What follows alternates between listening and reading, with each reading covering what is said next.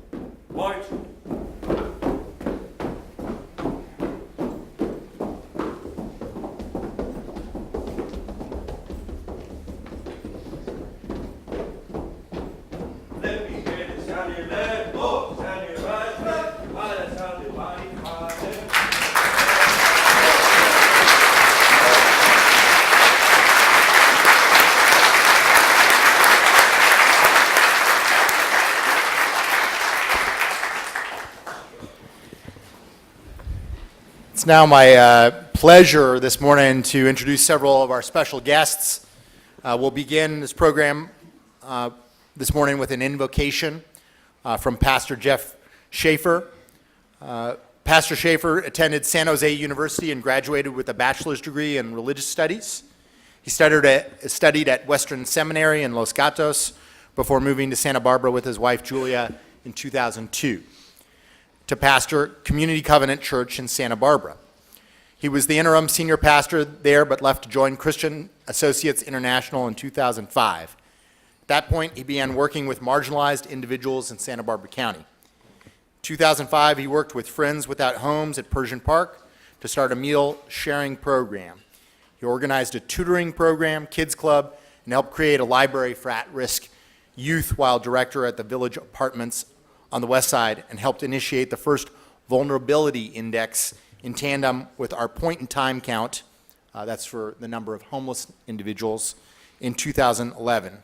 He's currently the Director of Community Engagement with Home for Good under the Northern Santa Barbara County United Way. He is also the Director of Initiatives with Santa Barbara ACT, a local nonprofit dedicated to working with and for the marginalized in Santa Barbara. His latest effort there is to help develop more housing for local female survivors of human trafficking in Santa Barbara and create an education plan to increase awareness regarding the issue. He's been married to Julia for 28 years and has 3 children. If my Greek is correct, Keros, Kenna, and Caleb.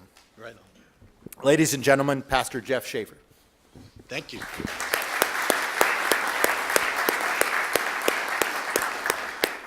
Thanks for having me this morning. I want to give a special thanks to Supervisor Lavanino for inviting me to be a part of this. And I have to tell you, I didn't really sleep much at all last night because I take this seriously when I think about what I'm going to be able to share with you as valuable, important, trusted leaders of our county. So I decided I'm going to share two terms with you to ponder and consider as you take leadership in 2019, and then I'll share a simple blessing at the end. So both of my grandparents on both sides lived in Weed, California. Yes, there is a Weed, California, in Siskiyou County. And I never wanted to stay at my grandmother Rose's because the two options I had for sleeping at night were both I considered as a young boy deadly. The first one was my grandmother's guest room, and she collected porcelain dolls. So if you know anything about porcelain dolls, and if you're looking at a room of 40 to 50, their eyes follow you wherever you go. And when you try to sleep at night, they glow, right? So it's not a great sleeping room for a young child. I would go in the corner and pull all the blankets over myself and never look at them.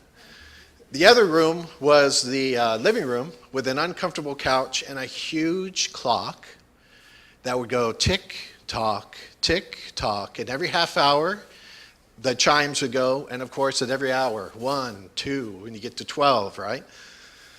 That's Chronos time. That's time as in a clock, the ticking of a clock. That's 9 to 5. That's one way of looking at time. The first word I want to have you consider is a different term, and Greek term is kairos. We named our firstborn after it because kairos is a Greek term, kairos, and it means appointed time. It means divinely appointed. It means time as in a gift that's been given. And though many of you have been elected, you've also been divinely appointed. And the reason to consider that kind of time rather than just the 9 to 5 ticking of the clock is that also ensures that you see your as having a certain power behind it that's not just dependent upon you. There is a spiritual dimension and a spiritual force that is here to assist us as we all try to care and seek the common good of all the citizens of Santa Barbara County. I remember when I was asked to do the first point-in-time count in 2011 and combine it, the first vulnerability index, and combine it with our point-in-time count 2 years. We had 4 months to be trained on how to do it before we needed to do it, and we needed to raise up 500 volunteers. We needed to bring together the entire county, all the homeless providers, get all organized in one direction, and then ask volunteers to get up at 4 o'clock in the morning, 3 days straight, and go out through the entire county and do a 30-minute survey with people on the streets. And I could have looked at that as my 9 to 5 job, or I could have considered it as my divinely appointed job, meaning that I believe there was a sovereign plan behind that. It was so important for us to begin to line up housing for the most vulnerable individuals on the streets. So as you consider this year, 2019, and moving forward in your leadership, all of you, I strongly encourage you to view time in that way and not become isolated by the ticking of the clock. The second term is a more well-known term. It's a Hebrew term. It's shalom. How many of you have heard shalom, right? Shalom is a common term, and most people consider it. It means peace, and it does mean peace, but it means something far more than just peace. It means holistic welfare. There's a scripture that says, seek the shalom of your city, seek the shalom of your county, and it will become your shalom.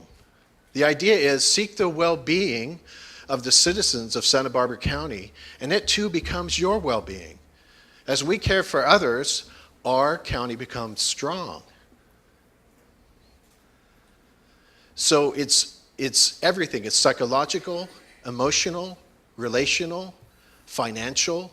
It's all the things you're currently as leadership involved in, overseeing in our county. But it's more. Because I'm not really a pastor. I don't have a building. I don't do Sunday services, but I have become, since 2005, more of a pastor to those on the margins. I work with people on the streets. I work with at-risk families. I'm beginning to work with the Human Trafficking Task Force to try to find housing for who I believe is the most vulnerable people group, those who have suffered trafficking and sexual exploitation. And the term shalom means that we who have power must pay special attention to those people who don't, to those people whose voices maybe we don't hear on a daily basis, to those people who maybe they do have power but they don't know. So I would really plead as a pastor of those people, that in 2019, pay special attention to those who are on the margins of our county. So I want to end with a blessing. It's pretty simple. It's a Celtic blessing.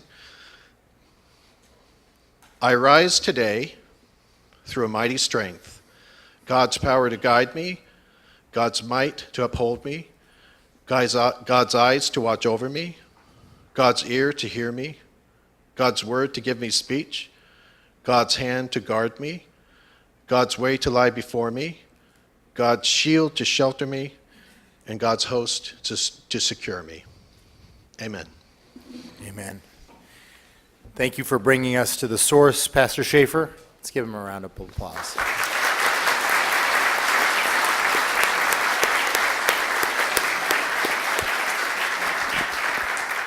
Before moving on to our formal dance and musical presentation, I'd like to take a moment to acknowledge and thank Josue Hernandez. Josue, or El Charro de America, as he is known, provided the beautiful mariachi guitar as we arrived on the 4th floor. After listening to his first mariachi by the iconic Mexican singer Vicente Fernandez, Josue discovered that he truly enjoyed singing this genre. He has performed in some of the most iconic stages for Latinos, including the Universal Studio City Walk 5 Towers, the historic Placita Olvera in Los Angeles, and at the Miss California Latina Beauty Pageant. Josue hopes to keep traditional and colorful mariachi music alive for many years to come, and of course that's very important to our county. Ladies and gentlemen, please join me in thanking Josue Hernandez.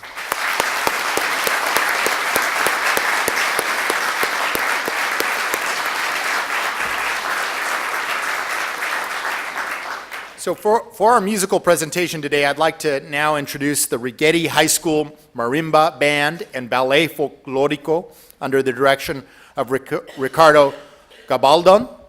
And, we love to have you here, even though my chief of staff is from Santa Maria High School. We welcome you here today. The Righetti High School Marimba Band and Ballet Folklorico was formed in 1975. And has since done over 1,000 performances for schools, community events, and celebrations throughout the Central Coast. The group was created to provide a special opportunity for students to learn about, identify with, and express pride in Mexican and Latino culture, and to explore regional traditional dances from Mexico, emphasizing footwork, regional styles, stage presence, choreography, as well as the historical background of Mexican folk dance and regions from which they come. Especially popular are the dances from the states of Sinaloa, Veracruz, Nayarit, and Jalisco, each renowned for their brilliant costumes, vibrant and inspirational music, and for the gaiety and joy they reflect. Performances of the marimba and ballet folklorico enhance the development of positive self-esteem among all youth and are an important method of promoting cross-cultural understanding and respect. Group members are provided the opportunity to showcase their talents, develop leadership skills, and to receive scholarships. And I have to say, my 3-year-old's really bummed she's not here because she would have loved this. Ricardo Gabaldon was born in Santa Maria and was himself a 4-year member of the Marimba Band and Ballet Folklorico at Righetti. The group, by the way, was organized and founded by his father, Ricardo Gabaldon Sr. He attended Fresno State, where he studied Spanish and Chicano studies with a minor in music. In addition to directing the band, Ricardo teaches Spanish at Righetti High School. Ricardo and his wife, Michelle, have a daughter, Izzy, who also enjoys dancing folklorico and who looks forward to one day carrying on the family tradition by dancing for the Righetti High School Ballet Folklorico. Ladies and gentlemen, please welcome the Righetti High School Marimba Band and Ballet Folklorico under the direction of Ricardo Gabaldon. Thank you very much. Buenos días a todos. Good morning, everyone. We have a small crew with you for you guys today. We're missing our main instruments because of transportation, limitations. So today we're going to do one selection from the marimba bands, and we'll have a couple dances following. And I'd like to introduce Sandy Núñez Corona, who will be singing México Lindo y Querido.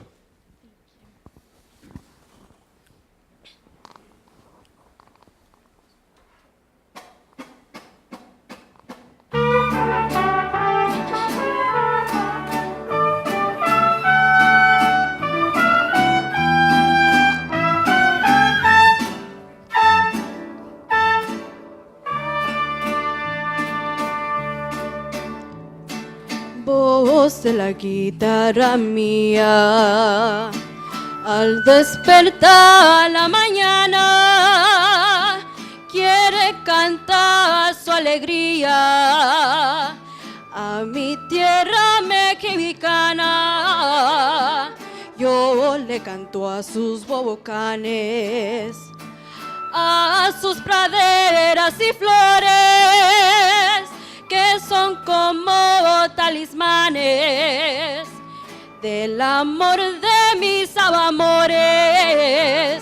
México lindo y querido, si muero lejos de ti, que digan que estoy dormida y que me traigan aquí, que digan que estoy dormida y que me traigan aquí. México lindo y querido, si muero lejos de ti.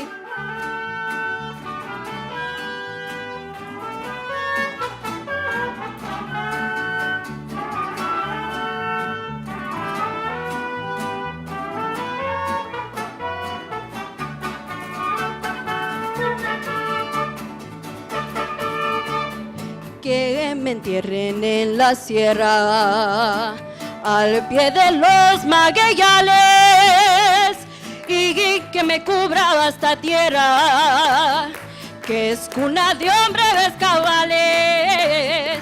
Voz de la guitarra mía, al despertar a la mañana, quiere cantar su alegría a mi tierra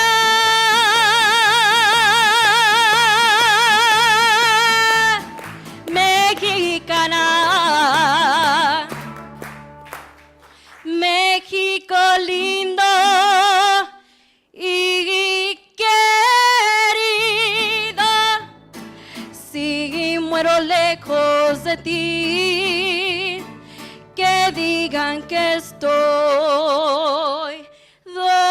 dormida y que me traigan aquí, que digan que estoy dormida y que me traigan aquí. México lindo y querido, si muero lejos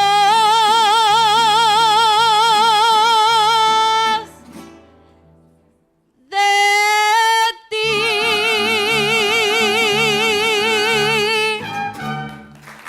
Thank you. Wow.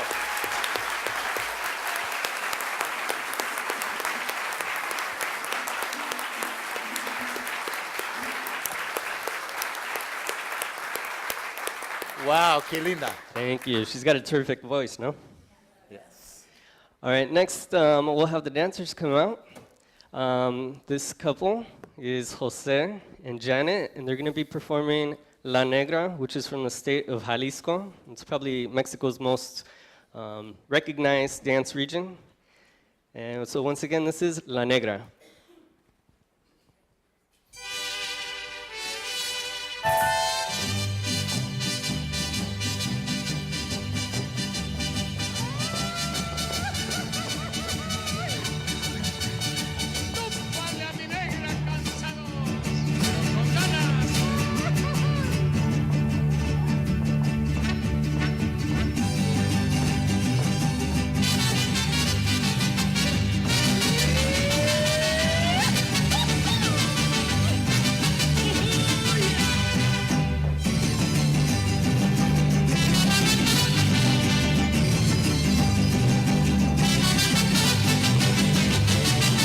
Negrita de mis pesares, ojos de papel volando, negrita de mis pesares, ojos de papel volando, a todos diles que sí, pero no les digas cuándo, así me dijiste a mí, por eso vivo penando.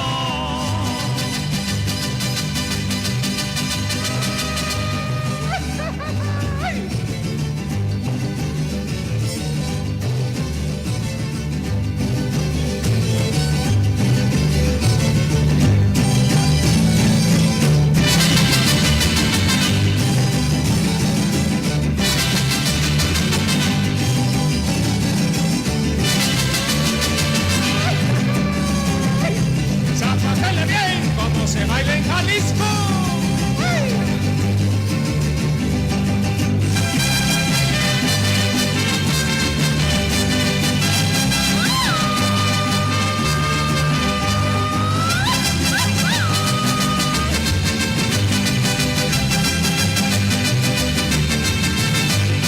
Cuando me traes a mi negra que la quiero ver aquí con su rebozo de seda que le traje de Tepic. Cuando me traes a mi negra que la quiero ver aquí con su rebozo de seda que le traje de Tepic.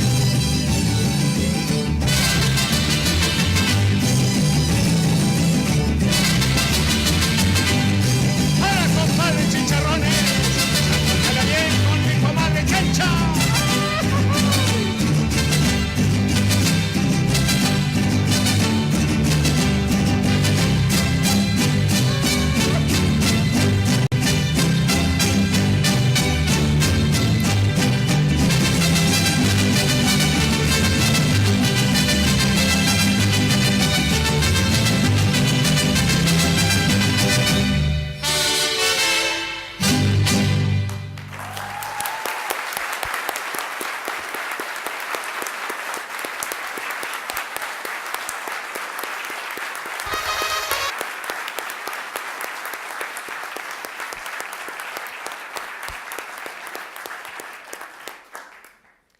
And for our final selection, we have Naomi, Chris, Daniel, and Cynthia. They're going to perform a dance for you called El Sinaloense from the state of Sinaloa.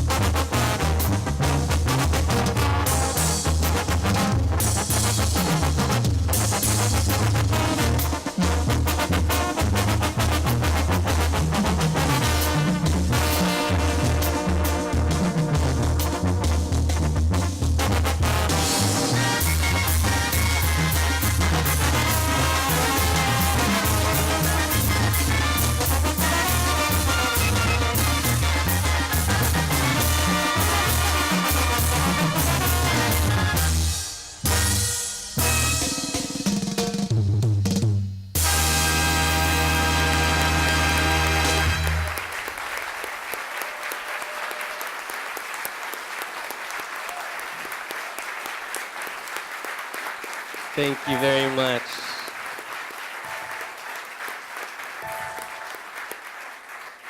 Thank you very much. It was quite an honor to partake in this ceremony with you.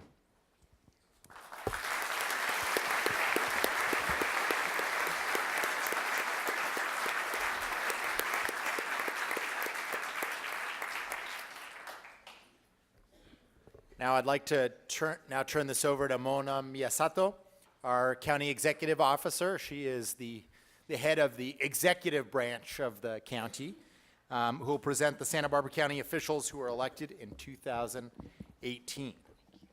Good morning, everybody. That performance was really something. That was amazing, fancy footwork. Let's give another hand to them as they're leaving.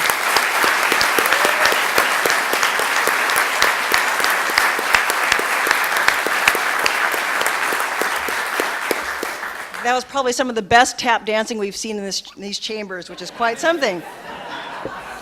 For those of you who've been follow the board. So now it's my pleasure to introduce those elected in 2018.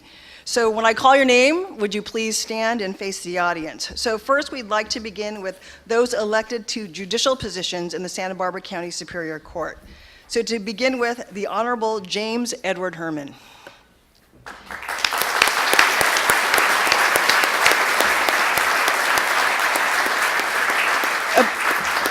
Appointed to the bench in 2005, Judge Herman has served as Santa Barbara County Superior Court presiding judge and currently presides over a criminal calendar in Department 1. Prior to his appointment, he practiced law in Santa Barbara County for 25 years and served terms as president of the Santa Barbara County Bar Association and State Bar Association. He is married to retired Superior Court Judge Denise DeBelfe, and he begins his third full 6-year term of office today. Please congratulate Judge James Herman.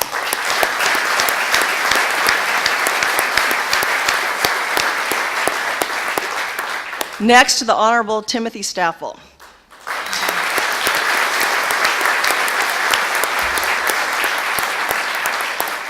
Judge Staffel was appointed to the Santa Barbara County Superior Court by Pete Wilson in 1998 and was re-elected to the Superior Court in 2000, 2006, 2012, and now 2018. During his time on the Superior Court, he has presided over virtually every type of case, from small claims civil matters to $1 million plus judgments, to criminal infractions to death penalty cases. Judge Staffel was elected 4th District County Supervisor in 1992, representing the Santa Maria and Lompoc Valleys. He was re-elected in 1996, serving until his appointment to the Superior Court. And he served, in fact, as a chair of the Board of Supervisors in 1995. And I asked him, does he miss it? And he just kind of smiled at me. Judge Staffel also served as the governor's local government representative to the California Coastal Commission from 1995 to 1998, and today he begins his 4th term of office. Please congratulate Judge Timothy Staffel.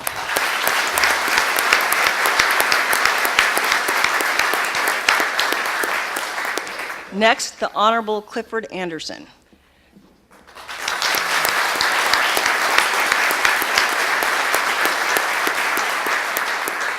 Judge Anderson was born in Pasadena, California, and was raised in Southern California. He graduated from LaSalle High School in Pasadena, and then he attended the University of Notre Dame, where he received his BA in English.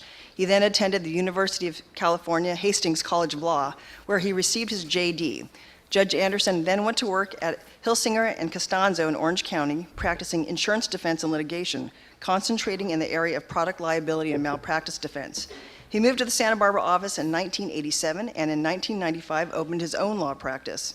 He was appointed to the municipal court bench in September of 1997 by Governor Pete Wilson, but with the unification of the courts in 1998, Judge Anderson became a Superior Court judge.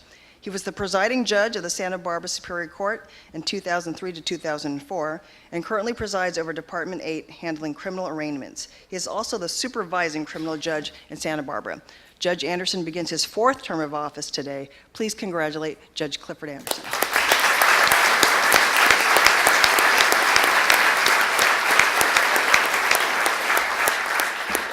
Next, the Honorable Arthur Garcia.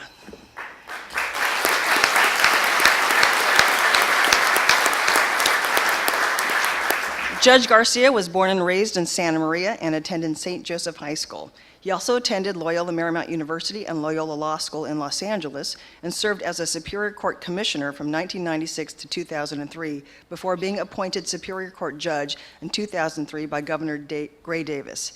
He's the past presiding judge for Santa Barbara County Superior Court and is currently presiding judge of the Juvenile Court. Judge Garcia begins his third full term of office today. Please congratulate Judge Arthur Garcia.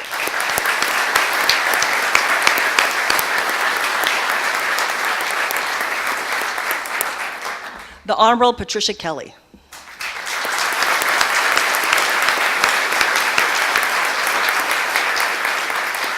Judge Kelly was appointed to the bench by Governor Arnold Schwarzenegger in 2010 after a career as a prosecutor in both Riverside and Santa Barbara counties. As a deputy district attorney for 16 years, the majority of her caseload focused on gang and major narcotic cases. Judge Kelly attended Pepperdine University's School of Law, graduating in 1994. In 2011, Judge Kelly was appointed the criminal supervising judge for the North County. And in 2015, she was unanimously elected to the position of assistant presiding judge and became the presiding judge of the Superior Court in 2017. And she just completed her 2-year term. She is the first woman to hold this position in the history of the court.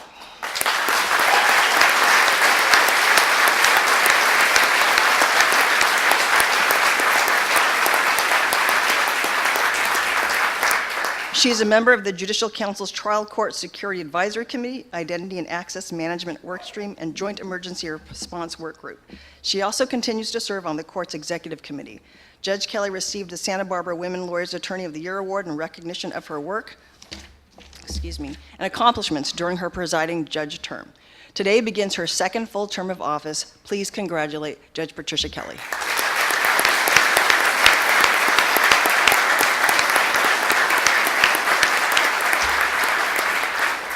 Also elected to judicial positions in 2018 but unable to attend today are the Honorable Donna Geck, the Honorable Colleen Stern, and the Honorable Raimundo Montes de Oca. Please join me in congratulating them.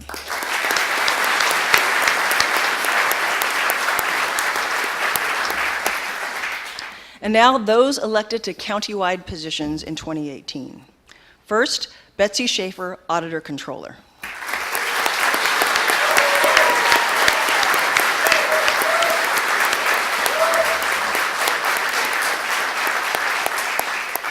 Betsy Schaefer was born in Seoul, Korea, and was adopted by the Miller family when she was almost 3 years old. She's lived in Japan, Virginia, Oklahoma, and moved with her family to Santa Barbara County when she was 10. She attended Rigetti High School, Cuesta College, and Cal Poly SLO, where she earned a BS in Business Administration with a concentration in accounting. Ms. Schaefer started with the County of Santa Barbara in 1991 as an accountant auditor and has held the positions of Financial Systems Analyst, Division Chief, Internal Audit Chief, Chief Deputy Controller, and Assistant Auditor Controller. Ms. Schaefer is a certified public accountant and a certified public finance officer. She lives in Santa Barbara with Peter and their 4-legged kids, an Alaskan Husky named Sylph, and a cow cat named Moo. Betsy begins her first 4-year term of office today. Please congratulate Betsy Schaefer.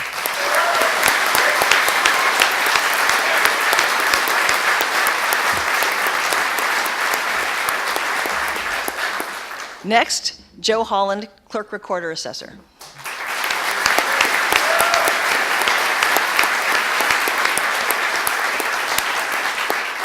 Joe Holland was first elected to the office of Clerk Recorder and Assessor in 2002, and in 2018 was re-elected. This is his 5th term of office. As a County Clerk Recorder and Assessor, Mr. Holland oversees a multifaceted department that provides election, recordation, and property assessment services to the residents of Santa Barbara County. He received his BA in Business Economics and an MA in Economics from UCSB. He graduated from the UCLA Executive Program at the Anderson School of Business as well. Joe holds the designation of a Certified Public Finance Officer from the nationally recognized Government Financiers Association and currently serves as President for the California Association of Clerks and Elected Officials. Joe and his wife Kathy live in Goleta, where they raise their 3 children, Scott, Bridget, and Michelle. Today, Joe begins his 5th full term of office. Please congratulate Joe Holland.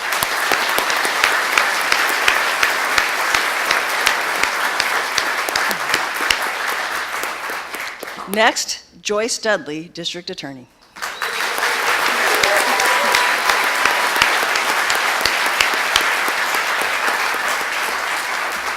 Joyce Dudley has a BA in psychology and 2 master's degrees in education, one with an emphasis on early childhood education and the other with an emphasis on educational administration. In 1990, she received her JD. That very day she passed the bar, she was hired by the Santa Barbara County District Attorney's Office. For 20 years, Joyce was a deputy district attorney specializing in prosecuting violent crimes against vulnerable victims. In 2010, she was elected district attorney. In 2016, she was appointed by Governor Brown to be the chair of the Police Officers Standards and Training Commission, known as POST, a position she still retains. Joyce also presently serves on the executive board of Fight Crime, Invest in Kids, and works closely with the national organization Prosecutors Against Gun Violence. Joyce has received numerous awards, including Attorney of the Year from the Santa Barbara Women Lawyers, Woman of the Year from the Junior League, and Mentor of the Year from the Council on Alcohol and Drug Abuse. Joyce is joined today by several members of her staff, or as she refers to them, her work family. And today begins her 3rd full term of office as district attorney. Please congratulate the one and only Joyce Dudley.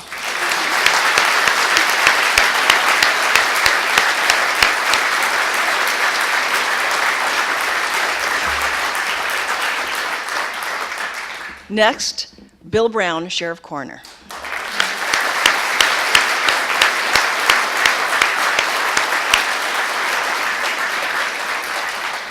Bill Brown was first elected Sheriff Coroner of the Santa Barbara County Sheriff's Department in November of 2006 and was re-elected in 2011, 2014, and now in 2018. He previously served with the Pacifica and Inglewood Police Departments and then as Chief of Police for the cities of Moscow, Idaho, and Lompoc, California. Yes, I did take a pause looking at that. Sheriff Brown is a strong proponent for community policing, for effective inmate reentry programming, and for diverting mentally ill offenders from the jail. For the past 8 years, he has served as a commissioner on the state's Mental Health Services Oversight and Accountability Commission, having been appointed by both Governors Schwarzenegger and Brown. Sheriff Brown was awarded the Sherman Block Law Enforcement Professional of the Year Award from the California Peace Officers Association in 2016, and was given the Westmont Medal from Westmont College. He is the only person ever to have been elected by his peers to serve as both the California Police Chiefs Association and the California State Sheriff's Association. Sheriff Brown has been happily married to his wife Donna for 38 years and has 3 grown children. Sheriff Brown begins his 4th term of office today. Please congratulate Sheriff Bill Brown.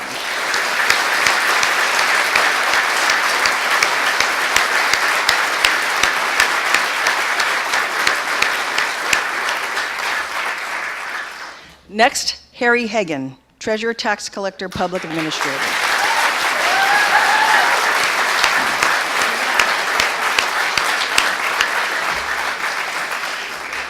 Harry Hagan is a 54-year resident of Santa Barbara County with 23 years of public finance experience for the county. Harry is a certified public accountant, a certified public finance administrator, a certified public finance officer, a certified fixed income practitioner, a certified government investment professional, and an advanced certified public funds investment manager. Can only get the advanced for one, huh, Harry? He and his wife Julie have 2 daughters, Melissa and Mandy. Today, Harry begins his 3rd term as Treasurer, Tax Collector, Public Administrator. Please congratulate Harry Hagan.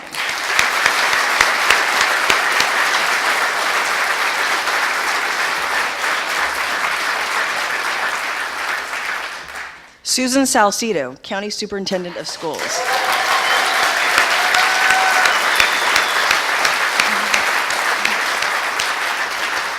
Dr. Salcido was named the County Superintendent of Schools in July 2017 by a unanimous vote of the County Board of Education and was elected to the office this past June. The Santa Barbara County Education Office supports 20 schools, nearly 70,000 students, and partners with organizations countywide. Dr. Salcido also provides support and leadership to statewide educational committees and projects, and in 2016, she was appointed by the California State Board of Education to serve on the California Practitioners Advisory Board. She is recognized by the Association of California School Administrators as Administrator of the Year in 2017. Susan grew up in Santa Maria and has led and served the Santa Barbara County for most of her life. She earned her undergraduate and master's degrees from UC Santa Barbara and recently completed her doctorate at USC, where she focused on organizational change, leadership, and student equity. She has spent her career in the field of education as a teacher and administrator and as an advocate for all families and children. Susan sincerely appreciates the incredible support of her team at the Santa Barbara County Education Office, including her cabinet members who are here today. She wants to thank the Chang and Salcido families, represented today by her parents, Nancy and James Chang, and her mother-in-law, Mary Jane Salcido, and sends love and appreciation to her husband, Bard, a classroom teacher for 30 years, and their children, Samantha and Nicholas. And she wanted to point out all three of whom are in school this morning. Susan is proud to serve as the County Superintendent of Schools and begins her first full term of office today. Please congratulate Dr. Susan Salcido.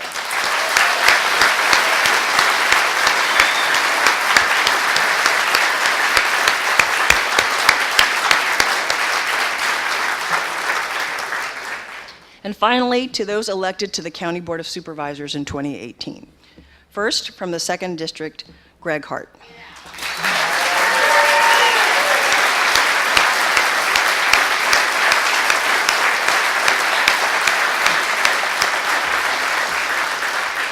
Greg Hart grew up in Santa Barbara, attended local schools, and graduated from City College and UCSB with degrees in political science.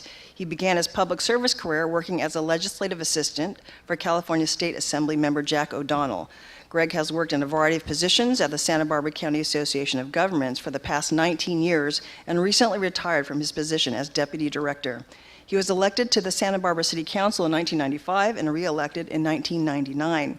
Governor Gray Davis appointed City Council member Hart to the California Coastal Commission in 2000, where he served 4 years. In 2013, Greg was again elected to the Santa Barbara City Council and re-elected for a 4th term in 2017, where he served as chair of the council's Finance Committee. In 2018, Greg ran unopposed and was elected as county supervisor representing the 2nd District. He begins his first term as 2nd District supervisor today. Please congratulate Greg Hart.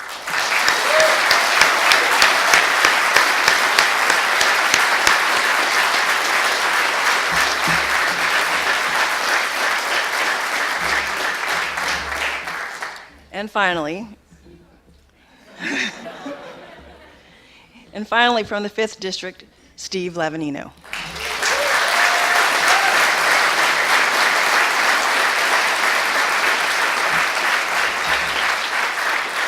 Steve Lavanino was first elected as supervisor for the 5th District in 2010, was re-elected in 2014 and again in 2018.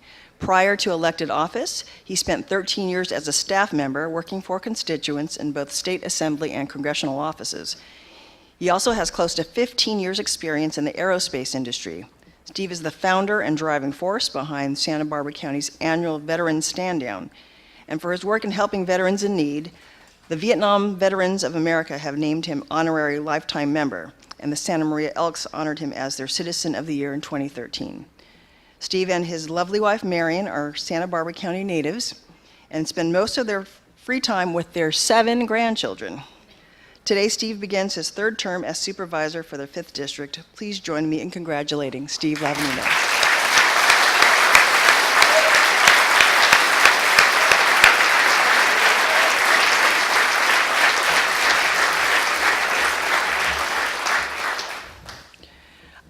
Now, I'd like to introduce the Honorable Michael Carozzo, the presiding judge of the Santa Barbara County Superior Court, who will administer the office. Judge Carozzo graduated from UCLA in 1989 with a Bachelor's of Arts in Political Science, and in 92 he graduated from Loyola Law School and proceeded into private practice. In 2004, he joined the U.S. Army and was commissioned as an officer in the JAG Corps. After serving 3 years of active duty, he transitioned to a deputy district attorney in Santa Barbara. Judge Carozzo has served as a reserve officer in the Army Reserves, assigned to Trial Defense Services for 3 years. Appointed as Superior Court Judge by Governor Brown in 2014, Judge Carozzo was elected in 2016 and is currently assigned to a criminal trial department and the Veterans Treatment Court. Judge Carozzo, could you please come up and administer the oath?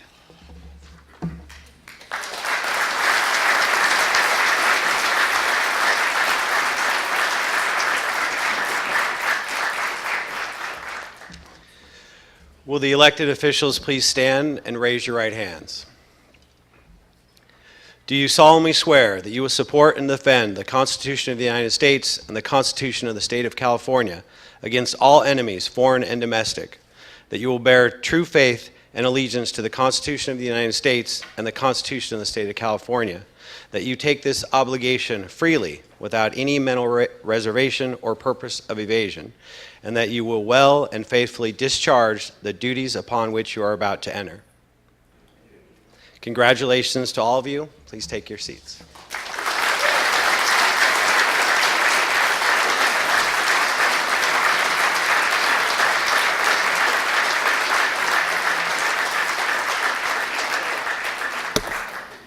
Would members of the board please take your seats on the dais?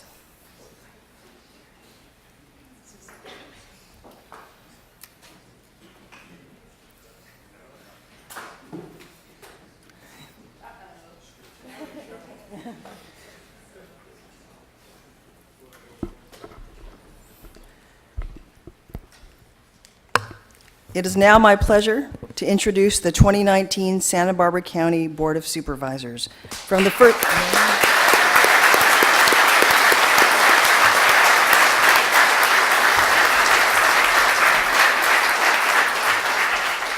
From the 1st District, Supervisor Doss Williams.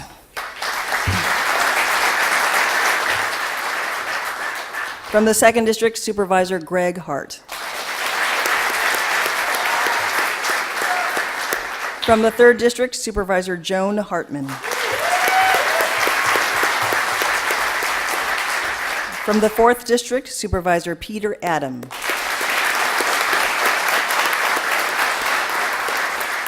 And from the 5th District, Supervisor Steve Lavanini.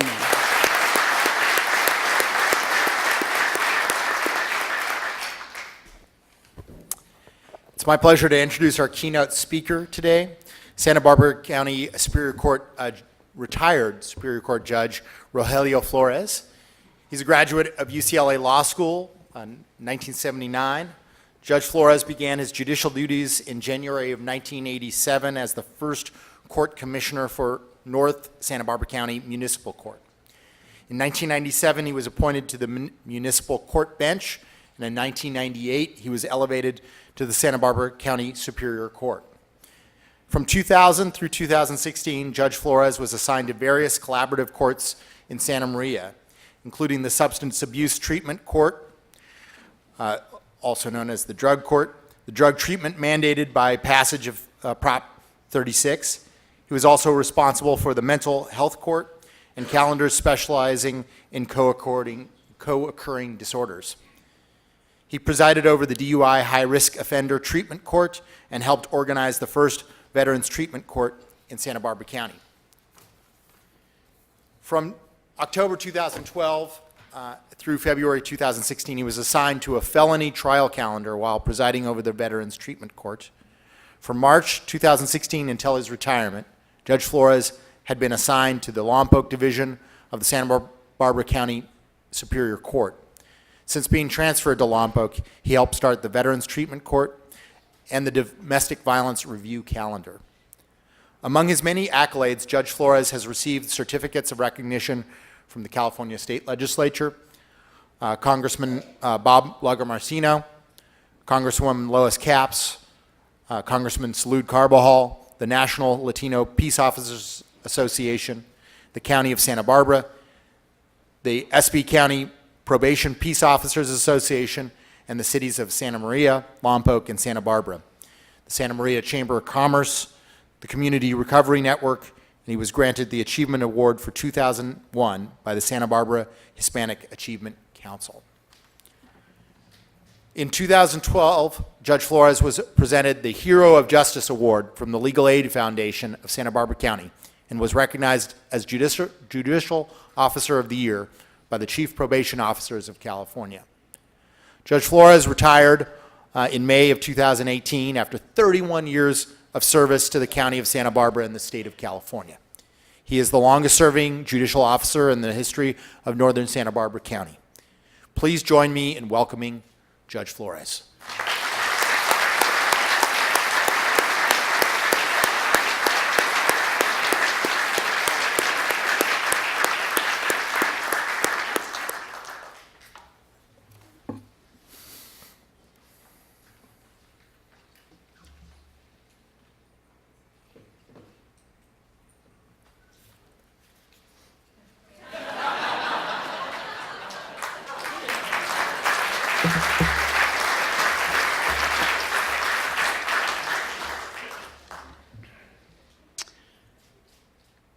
Happy New Year, everyone. Or as we say in Santa Maria, Happy New Year. Feliz Año Nuevo. I want to thank you for the true honor of inviting me to deliver the keynote address today. And I want to personally congratulate each elected official and my colleagues who are sitting here today. I miss you all dearly. And I miss the work that I did for 31 years, a little bit. I'm going to share with you in the next few minutes some of the things I learned in 31 years of public service. And I'm going to try and be brief, but it's very difficult. And it's always surprised me when people invite a judge or a lawyer to deliver a keynote address, because we come from a career that'll file a 5,000-page document and call it a brief. The first lesson I learned, I was asked 32 years ago when I first took the bench, what I thought the most important quality for a judge to have. And it didn't take long, because I'll share with you why in just a minute. It's humility. Now, it's difficult when you think about the fact that when you're a judge, you're referred to as Your Honor. They give you a robe. You sit in a courtroom, and the bench is elevated above everybody else. You have staff that basically you snap your fingers and everybody snaps to attention sometimes. But humility is an important trait, and I suggest that all public servants should really focus on this. Now, how did I learn about that? Well, I was fortunate 42 years ago to marry a kindergarten teacher. She's since retired. She's sitting here in the audience, my wife Arlene. Thank you, Arlene, for being here.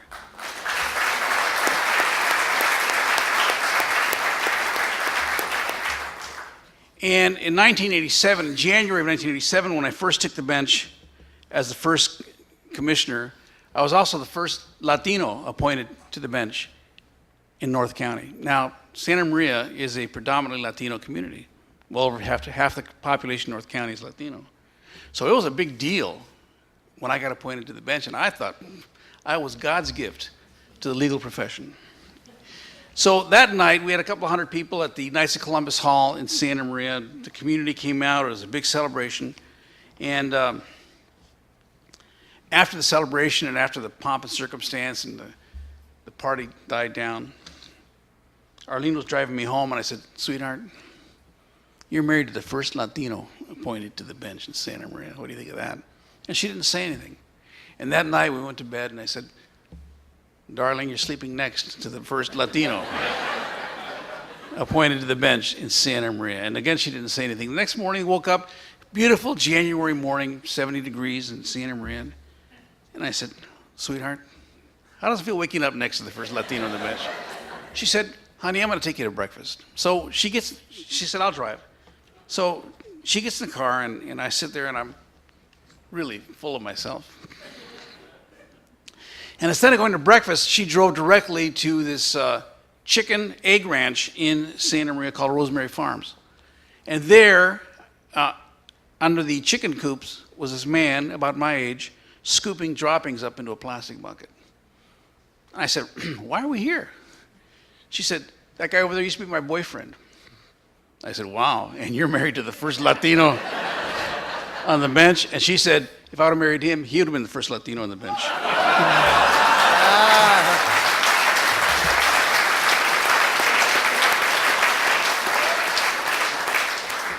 So yes, it's important to be humble. And remember that I have never met a self-made person in all my life.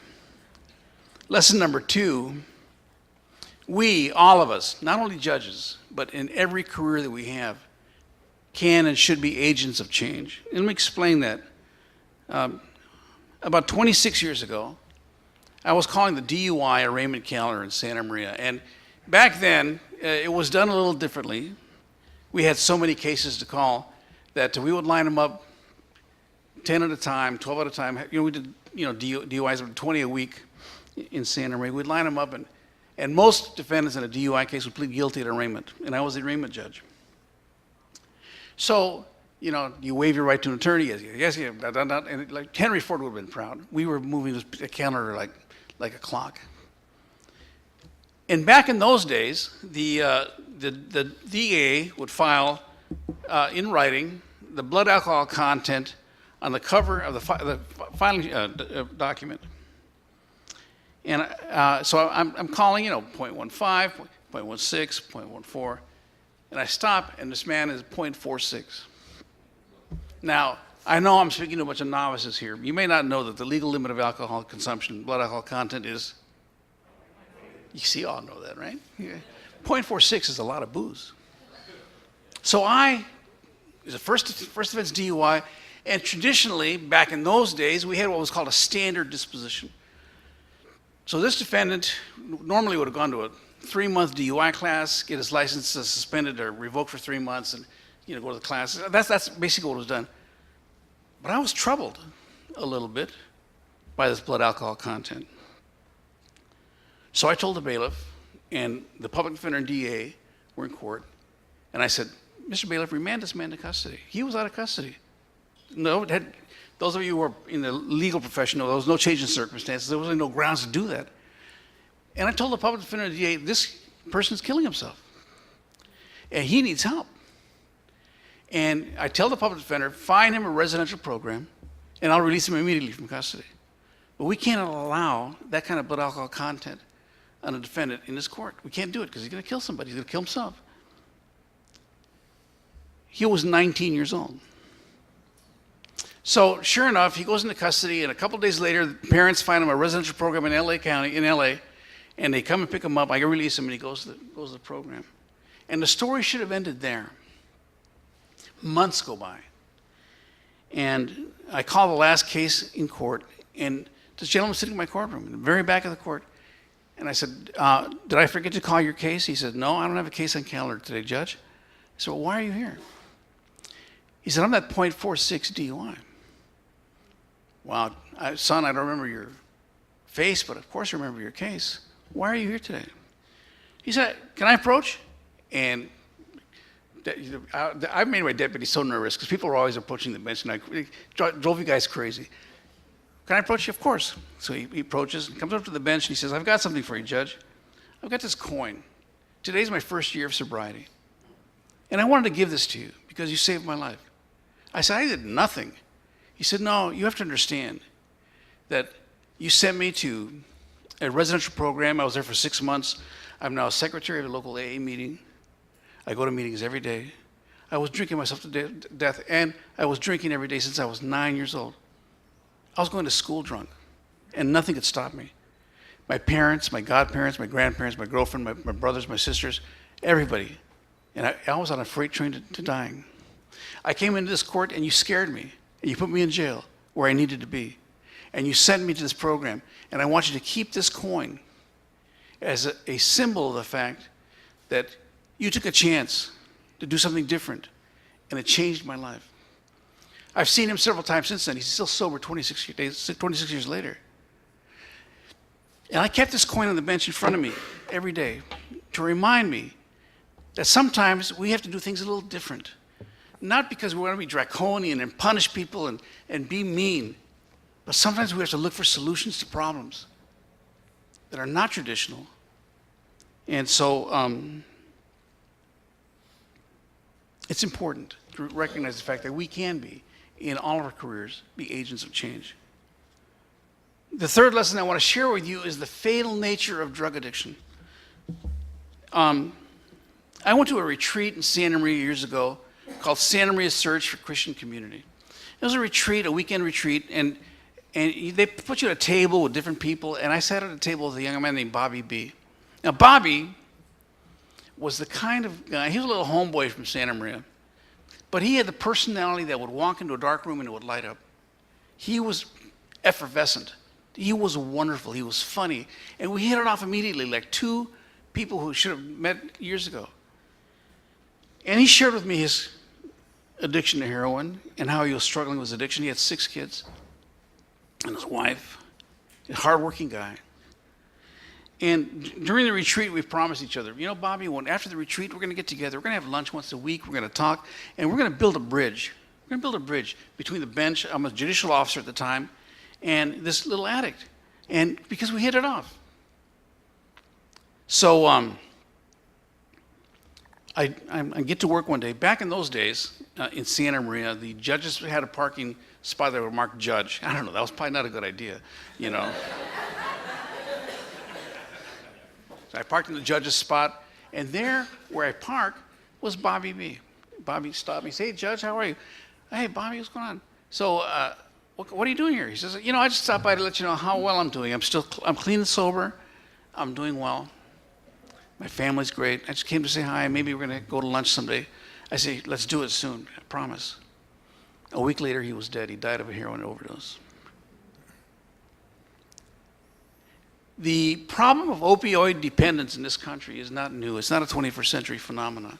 There are people every day for decades now that have been dying in the streets of this county.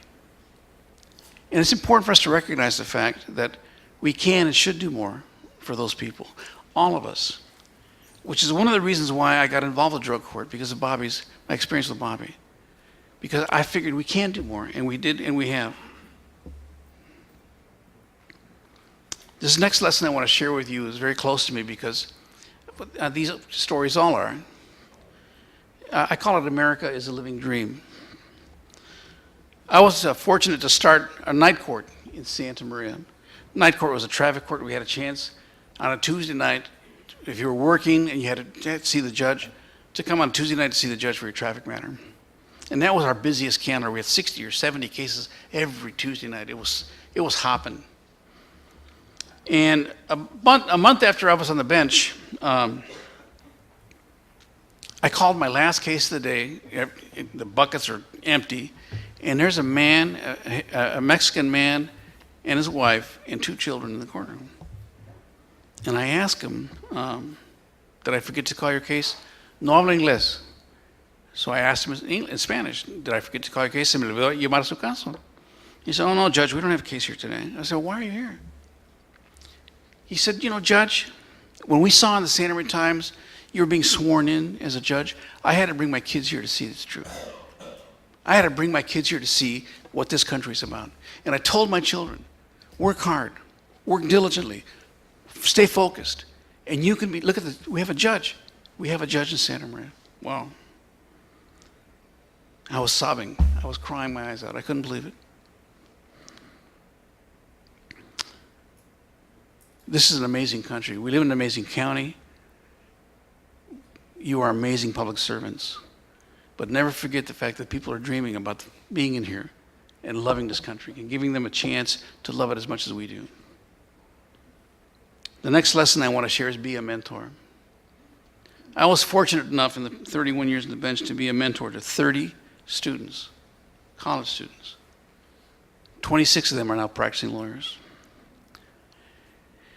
There are young people out there, not only judges, there are young people out there that want to learn about politics, about business, about schools, about the courts, about law enforcement. And we need to develop, I believe, a mechanism for giving them into the system so they can learn about what we do, because that's where our future is. You know, I'm an old, tired, beat-up judge. But I tell you what, I see the things that I helped teach some of these young people carry forward. My first student I mentored is Maria Martino. She's a public defender in Santa Maria. The second student I mentored, Jared Grand. He's the assistant DA in St. Louis County. And all walks of life, all types of law. And some chose not to go into law as a career. They chose something else. But they learn from us. And students are sponges, man. They want to learn. They're hungry. And we should not put walls up to block them from access to the things, to learn the things that we do. Finally, I want to talk about veterans. Those of you here in the courtroom who have served in the armed forces, please stand and remain standing.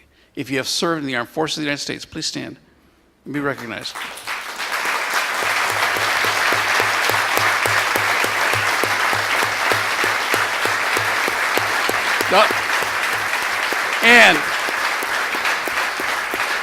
And those of you who have family members who have served in the armed forces, family members who have served or are serving now, please stand and be recognized.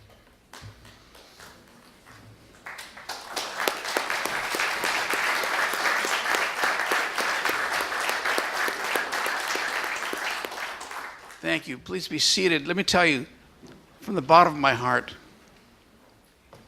every American really needs to take our hats off to you. The sacrifices you've made, either personally or through your family members. That's what we fight for.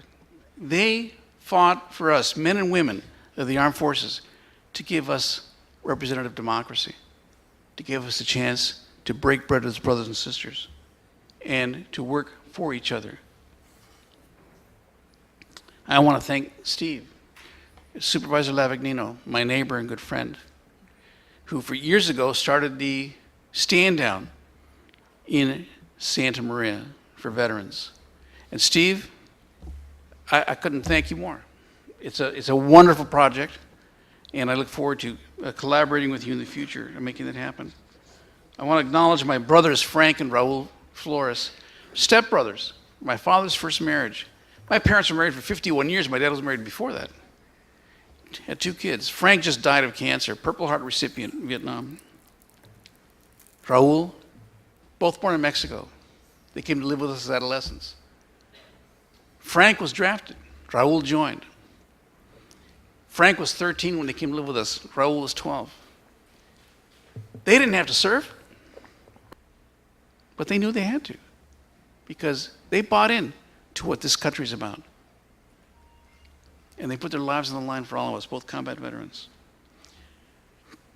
I'm in the Miami airport, and I'm flying to San Juan, Puerto Rico to deliver a speech about mental health courts in Miami. You know, and remember the lesson of humility I started with. Sometimes we forget these things. I'm at the tarmac in Miami, ready to fly to San Juan, Puerto Rico, because I'm a big deal internationally. I'm going to go do a talk about mental health courts. Ladies and gentlemen, this is the pilot. I'm sorry, we're going to be delayed about 30 minutes. Oh man, really? Really? Ladies and gentlemen, I'm sorry, this is the pilot. Our delay is actually closer to an hour.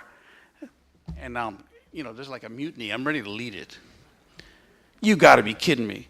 Ladies and gentlemen, and this is the pilot again. Another 20 minutes, I promise we'll get you off the ground. And now you could really hear the grumbling in the plane. Finally, the pilot says, I apologize for the delay, folks. I apologize for the delay.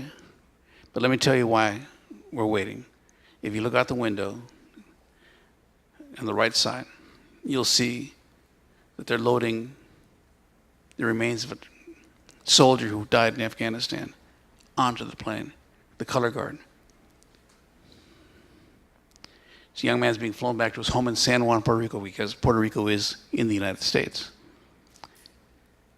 And I started thinking to myself, you know, Rogelio, I felt about an inch tall. I said, you gotta be kidding me, man. Here you are complaining about an hour and 20-minute wait. What this GI would not have done for another 80 minutes to talk to his mom and dad, to talk to his girlfriend, to say, hey guys, I'm not coming home, but thank you. I love you guys.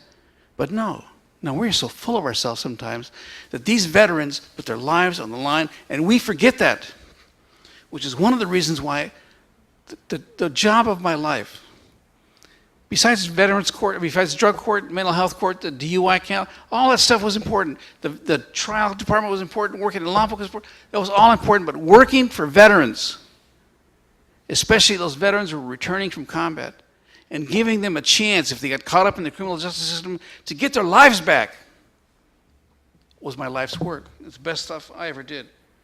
John McCain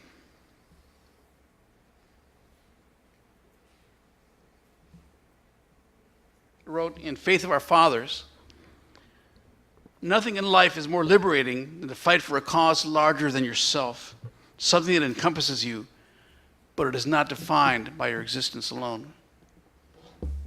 That man was a hero. That man was a legend. We could learn from him, all of us. So Veterans Court was fantastic. I want to thank George Eskin, who's now here, Judge Eskin, who's since retired, who helped start the court here, and I want to thank Judge Carrozza, who's carried this on. I want to thank the judges in North County for allowing this project to continue forward, because it really is important. And I've seen people's lives change in drug court, in mental health court, in veterans court. One of my mottos, folks, okay, is that when I was on the bench, is to take tax consumers and make them taxpayers so they can contribute to Judge Flores' retirement.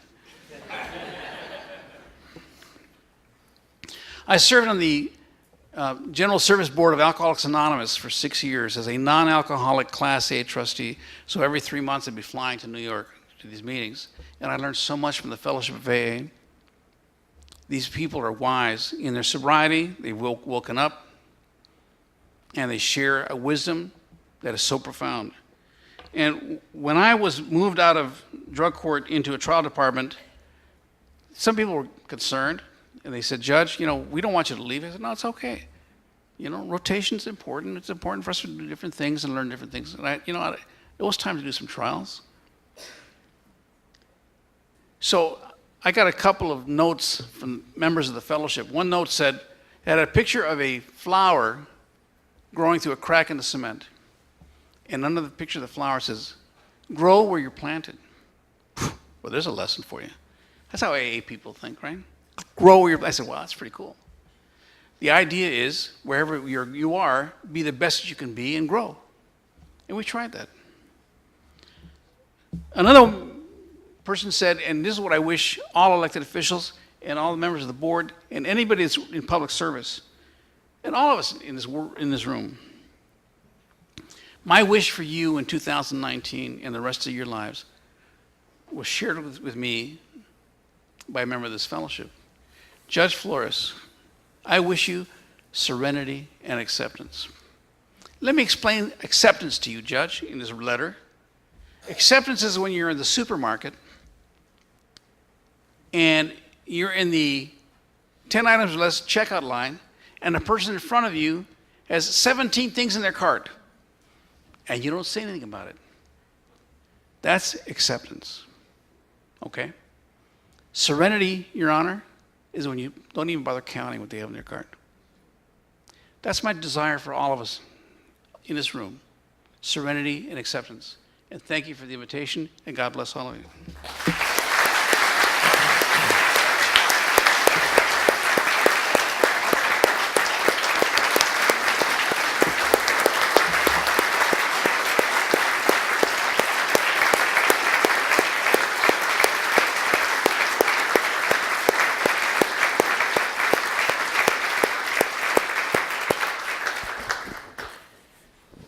Thank you, Judge Flores, for moving our hearts and our minds.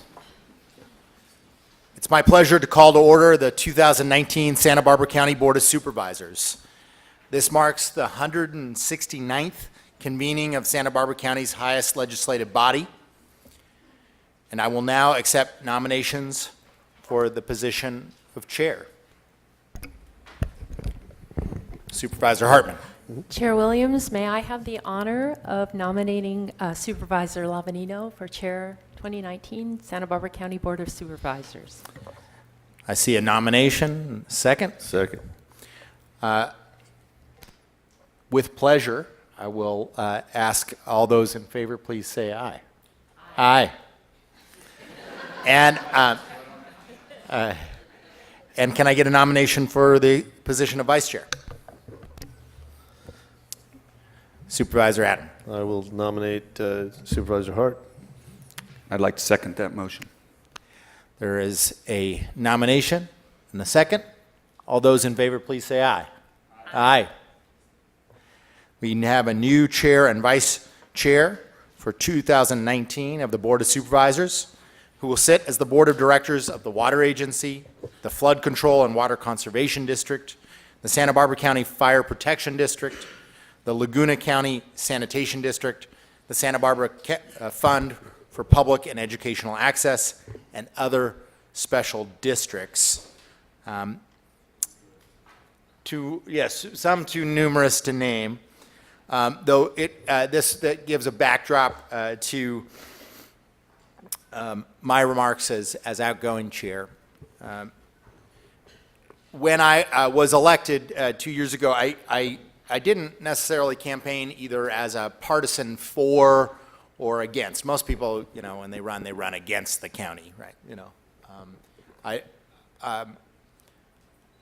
Though as an institution with great expertise, it has great potential. But just by virtue of its size, most institutions of this type move very, very slow. And for people like me that kind of burn with innate pain in our hearts with the way things are versus the way perhaps they should be, that sometimes can be hard or frustrating. But what I've seen in these last 2 years is really is staggering. And anyone who thought that this institution could not move quickly for those in need and deal with crises, I asked to look at these last 2 years because I have seen first with, in the first year, this institution's willingness to tackle its financial crisis, and then in this last year with this institution's passion for responding to the fire and debris flow. I've seen, by the sheer dedication of individuals within this institution and their willingness to put much more time and life into it than you would typically think of as a job. They think of it here as a family, the county family. And particularly, I see this throughout the institution, but in the last year, I saw it in fire, in the sheriff's office, in the OEM, the executive office, and flood control. In response to tragedy and in preparation for disaster,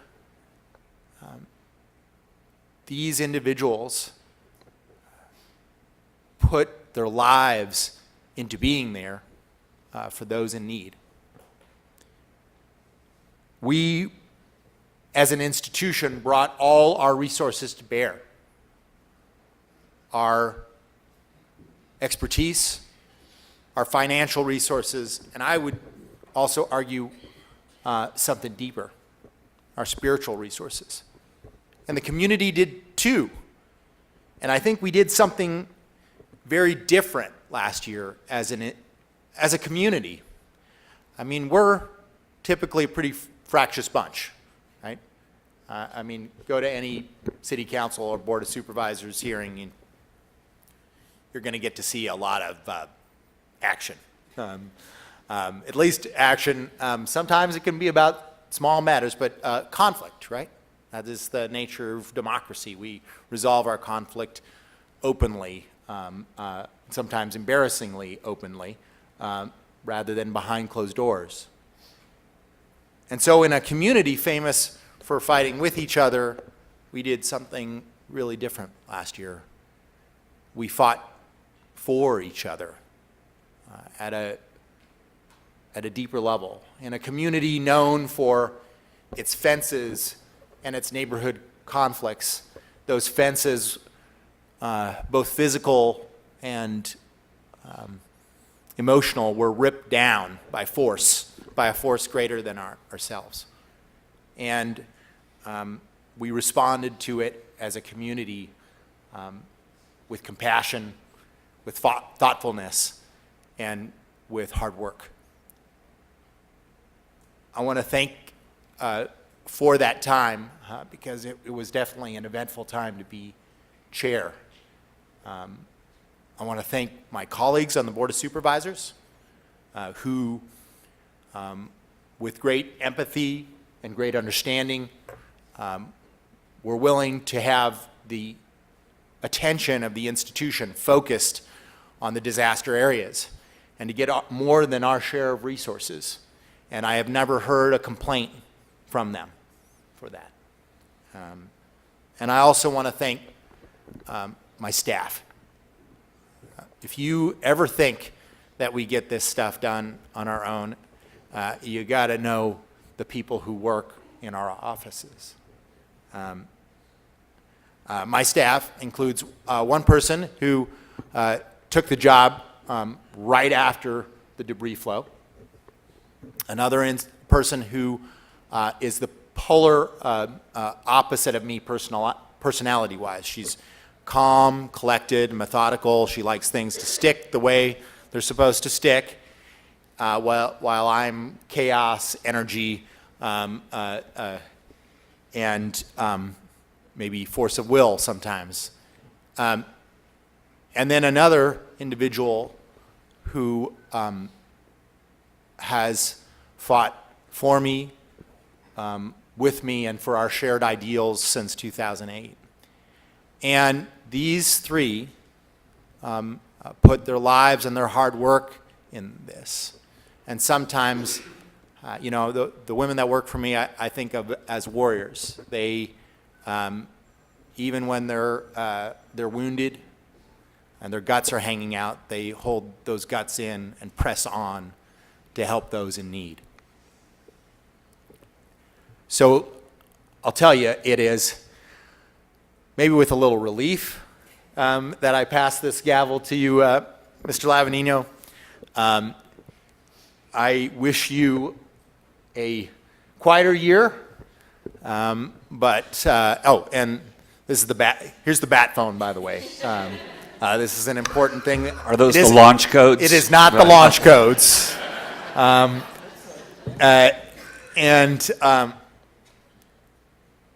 A quieter year, but one where we still can make progress. Make progress on being the people and institution that we should be. On diversifying our economy, improving our finances, and moving towards alternative energy. Got to put that in there. Because to me, life and maybe public service is all about a story of us trying to live up to our ideals and bring the world from where it is into what it should be. And we can make together a little bit of progress in the coming year. Thank you.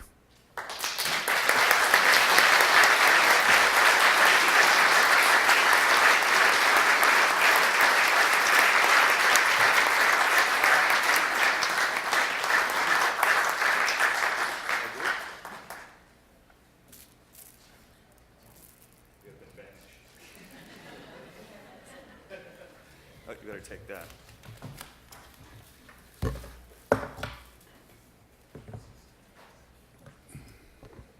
You're going to need this. Yes. Oh yeah, we should swap out names. All right. Well, I'll try to make this short. There are some people, though, I do absolutely want to thank. First off, Mike Allen and the clerk's office for helping me put together that all the entertainment for today. If you notice, it had a little 5th District flair to it. Yeah.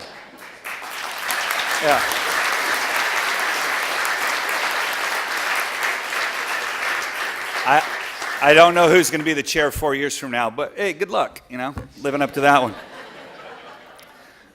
Also want to thank our CEO, Mona Miyasato. She's just, it was the best hire we ever made. And for Greg, you're going to learn, just don't mess with Mona. Stay out of Mona's way. And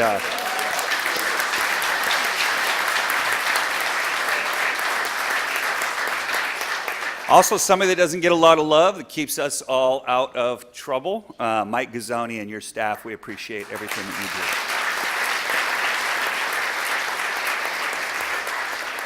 So once again, I want to thank Josue Hernandez, the Rigetti High School Folklorico and Marimba Band, and Judge Flores. Now, people, when I talked about Judge Flores providing the speech, some people came up, were a little concerned. He's my neighbor, but they said, hey, what kind of time frame do you have?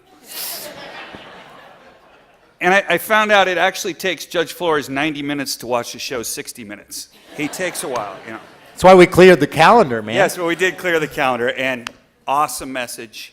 Really appreciate you being here. And Arlene, thank you for coming as well. So thank you very much.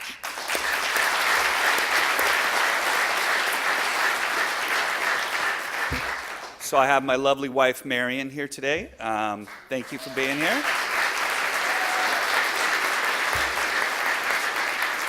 Now I got a sad one. We all know Yvonne Beeley. If anybody, like you said, our offices are run by very professional people that try to make us look good. Sometimes that's not easy to do. Yvonne has done an outstanding job for 4 years. She's decided it's time to retire, spend more time with her husband, Mike. I support that decision 100%. I'm going to miss you big time, but I just wish you well in your retirement. We're going to take care of that later on in this month, but thank you for serving our county.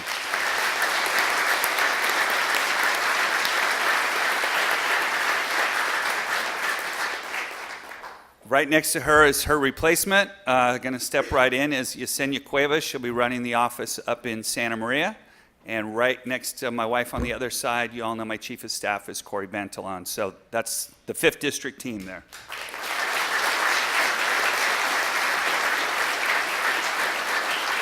And I can't forget Sandy Agalos, who is extra help, but is the brains and the motivation behind Stand Down. So I want to remember Sandy as well.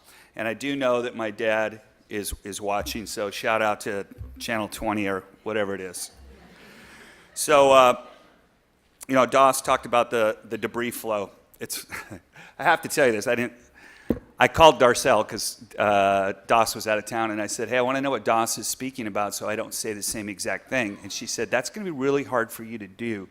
And I said, yeah, unless I quote a 13th century French theologian, I'm probably on safe ground. So, but I do appreciate what you had to say about the debris flow and our county response, because I think that's really indicative of how county government differs from our federal government. Right now we have DC has ground to a halt, and it seems like leadership from both political parties are more interested in castigating the other side than actually solving our problems. And I'm very thankful and proud to serve with colleagues who, while we don't always agree on the issues, we strive to do the people's business. And if we look right now, for 15 years, grand juries have pushed for a North County jail. It's going to open this year. For decades, county residents have waited for the widening of the 101. Well, we've completed phases 1 and 2. Phase 3 will be completed this year, and we received $420 million from the state to finish the final segments. After many years of false starts, the Rosewood Miramar Beach Resort in Montecito will open this year, bringing a much-needed influx of property tax, sales tax, and TOT. For years, the county clashed with the Chumash over land use. Now we have a government-to-government signed MOU, and I want to recognize Tribal Chairman Kenny Kahn for being here today. Thank you.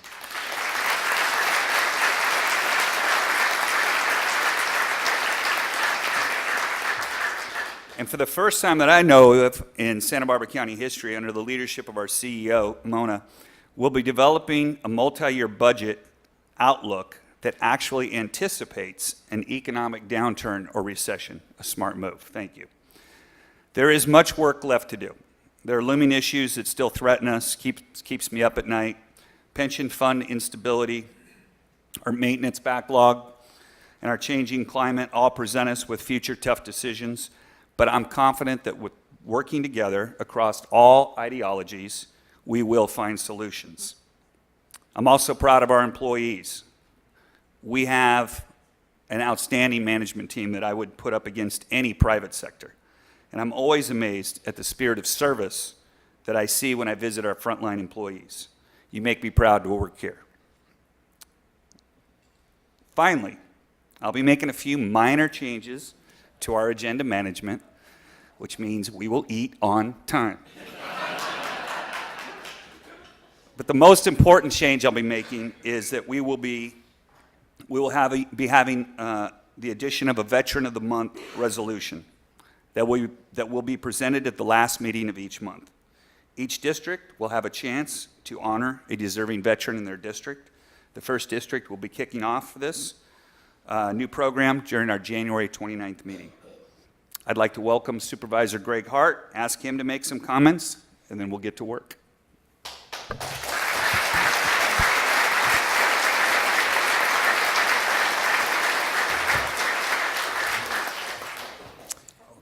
Well, thank you, Chair Lavanino. It's really an honor and a privilege to have this opportunity to serve our community in this capacity. I'm filling big shoes. Supervisor Wolf served the 2nd District with grace and dignity and passion for 12 years, and I've learned a lot watching her do her job. I will try to emulate the professionalism and the commitment that she brought to the job. She was always prepared, did her homework, worked well with staff and with the members of the public, and that's a really high standard that I hope to try and achieve as well.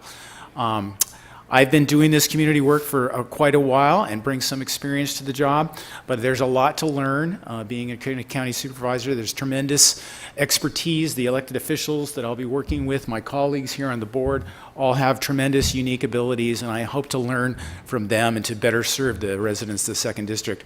I want to take a personal moment to thank some people in the audience here. My mother, Janet Hart, is in the front row.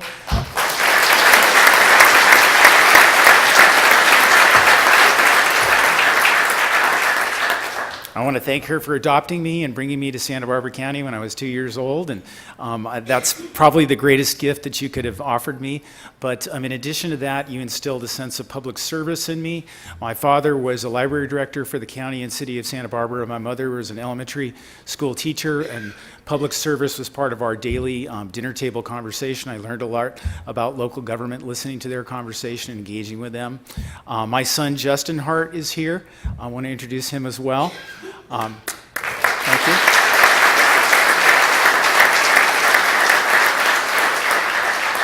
The reason I do this work is to look out for the next generation of folks in our community so that he can have the opportunities that I had, and all of the folks in his generation have an opportunity to live here, be successful, raise a family, and enjoy Santa Barbara County. I also want to thank my girlfriend, Letitia Haynes, who is here in the front row as well.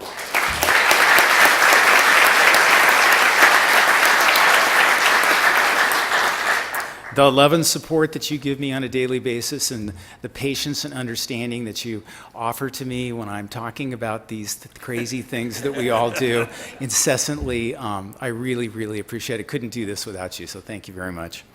And I want to introduce my team as well. Molly Culver is my chief of staff.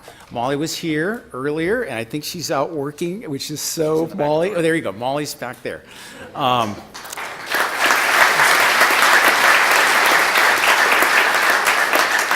I've known Molly for a very long time. We worked together years ago for Jack O'Connell, and both started our career in public service working for Jack. He was an incredible mentor, and I'm so grateful for that opportunity.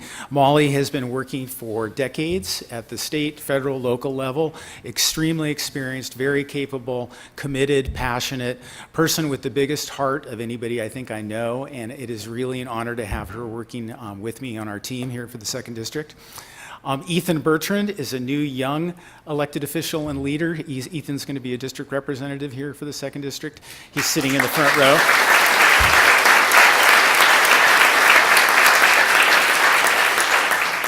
Ethan's a member of the Isla Vista Community Services District. He's a student at UCSB. He's going to be continuing to do his college work and work for me full time. He's completely capable of juggling all those balls in a way that is amazing and inspirational to me, and it's really an honor to have him as part of the team.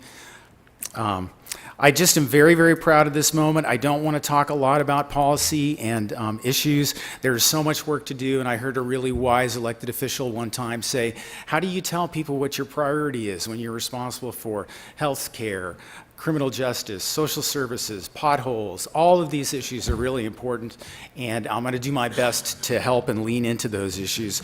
But I did want to tell one brief little story. I had the opportunity this past summer to travel around Europe, and I was in all these amazing capital cities in Europe, and it struck me that walking the streets, you didn't see folks living on the streets and panhandling and suffering the way we do in our country. And I was really curious about that. And eventually, I walked up to a police officer in Amsterdam and said, why is that? You know, I live in California, and this is something that is a constant challenge in our community.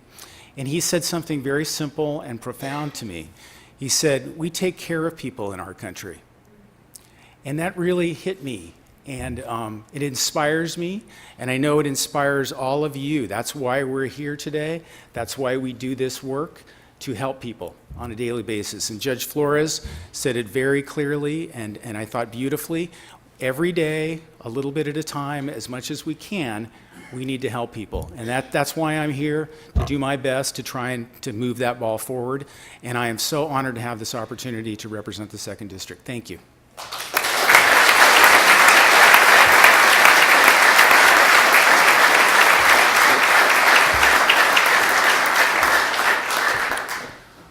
All right, thank you. I'd like to now recess this meeting for reception next door in the Board of Supervisors conference room, which is that way, and all are invited.